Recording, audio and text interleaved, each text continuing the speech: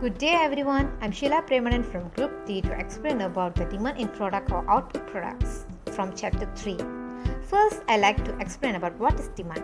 Demand is defined as the different quantities of a good or service that consumers are willing to buy at the different prices within a given time period. Next is quantity demanded. Quantity demanded is the amount of a product that a household will buy in a given time period if it could buy all it wanted at the current market price.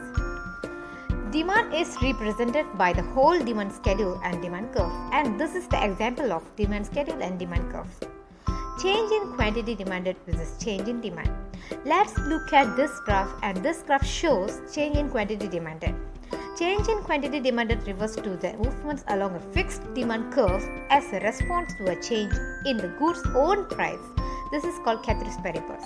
Change in price of a good or service leads to change in quantity demanded. This is change in demand graph. When a factor influencing demand change with the price of the good remains constant, the demand will change and the demand curve will shift to rightward or leftward. When demand shifts to the right, demand increases. This causes quantity demanded to be greater than it was prior to shift for each and every price level. Next is the law of demand. The law of demand shows an inverse relationship between price and quantity demanded.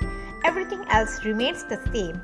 Quantity demanded of a good increase in a given time period as its price falls. This is called ceteris paribus. Because of the law of demand curve has negative slope, which is downward sloping. The inverse relationship between price and quantity demanded depends on two factors, which is substitution effect and income effect.